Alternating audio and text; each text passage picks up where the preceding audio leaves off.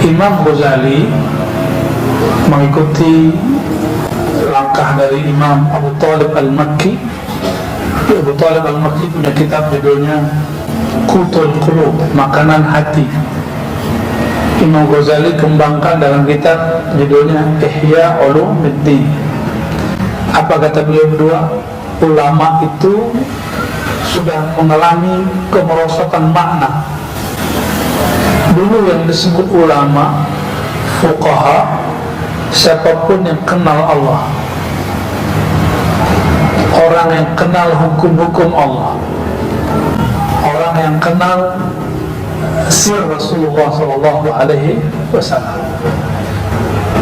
maka mereka sudah nggak sempat ngurusin kaum orang, dia ngurusin kaumnya. Tapi belakangan kata fuqaha, kata ulama merosot. Ulama itu, kenapa kamu ingin jadi ulama? Karena jadi ulama nanti bisa jadi qadhi. Kalau sekarang orang kalau pengen jadi ustaz, pengen jadi YouTuber, ya, pengen masyhur di YouTube.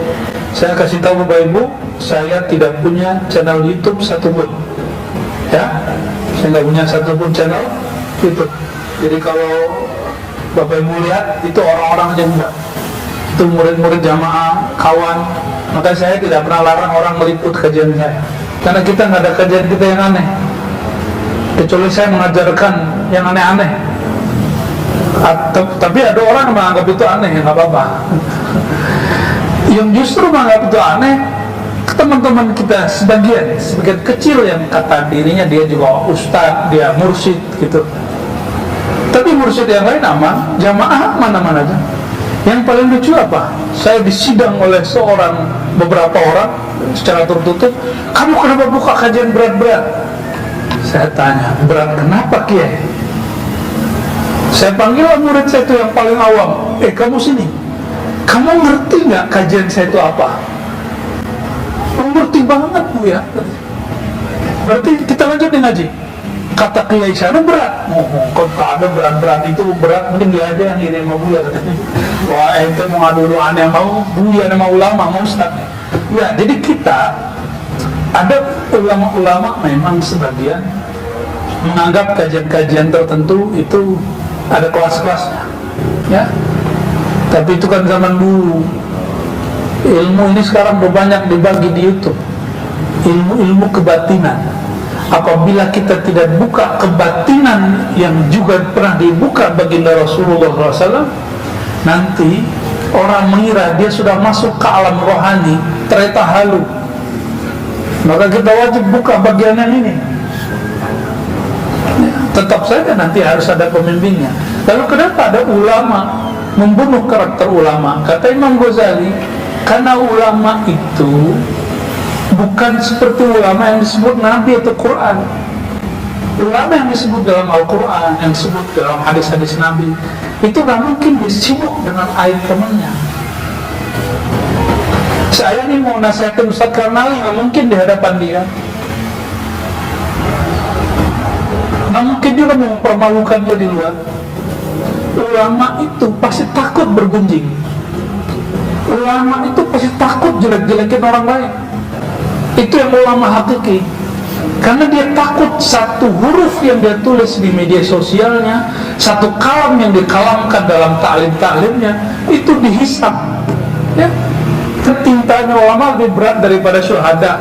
Sama status yang ditulis-tulis oleh kiai ustadz, jika itu isinya provokasi kebencian, itu lebih berat daripada mujahid-mujahid.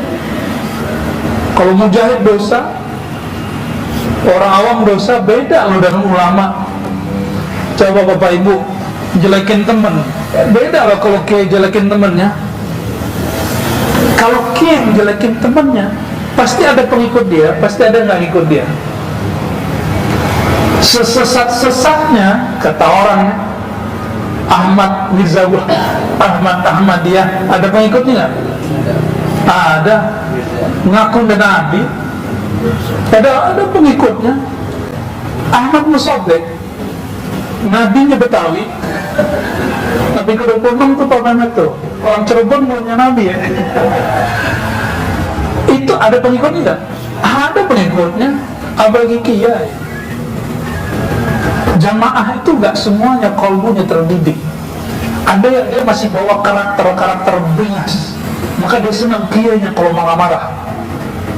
Ibu hibur kiai gua nih. Tapi kalau dia sudah dididik, sudah lembut, baru dia bingung kalau kiainya masih keras. Ya? Paham maksudnya?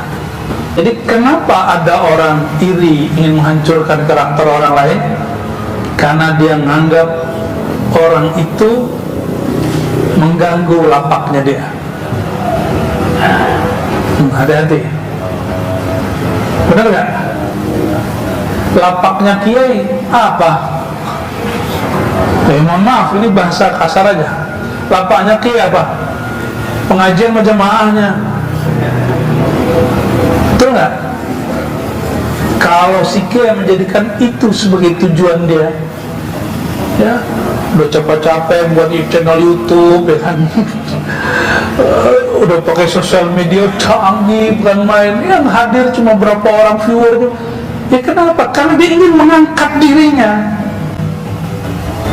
Sedangkan Allah hanya mengangkat sir Nabi Muhammad SAW. Jadi gak usah iri sama orang yang masyhur. Karena orang yang masyhur tidaklah dia masyhur dengan dirinya, tapi dia masyhur karena dimasyhurkan Allah. Asbab di dalam dirinya ada sir Nabi Muhammad SAW.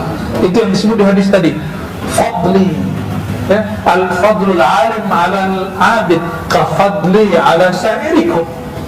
Keutamaanku, kemasyhuranku, ya, itu diturunkan kepada orang alim. Inilah kelebihan orang alim melebihi orang-orang biasa. Oh, saya kan juga bertorikot, Ustaz.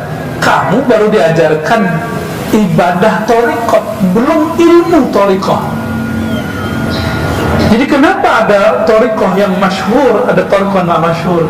Karena mursyidnya, ada mursyid ahli ibadah, ada mursyid ahli ilmu, itu beda. Ilmu di sini tidak hanya ilmu kuliah atau pesantren, tapi ilmu yang Allah titipkan dalam kalbunya. Meskipun dia nggak nyantri, meskipun dia nggak kuliah, tapi jika Allah titipkan satu sir di kalbunya, pasti Allah angkat dia. Coba lihat, di Indonesia saya nggak kenal Abah Anom. Dia kuliah di Mesir. Apakah beliau kuliah di Yaman? Ngaji di Yaman? Enggak. Orang produk lokal. Pengikutnya melebihi masyayikh yang ngaji di Arab. Kok bisa? Karena di kalbunya ada sir Nabi yang diutus di Arab. Jadi kita nggak perlu mengarabisasi kajian kita, ya. Jadi saya pakai gamis ini bukan lagi pengen Arab-Arab. Tadi mau pakai, biasanya gue pakai sarung, gue pakai gamis. Tapi emang udah beli selusin kemarin. Di Mekah bingung mau beli apa ya, beli aja selusin. Ya nggak dipakai karena eman, tetap aja dalamnya sarung, dalamnya Nusantara. Allahumma sholli ala sayyidina Muhammad.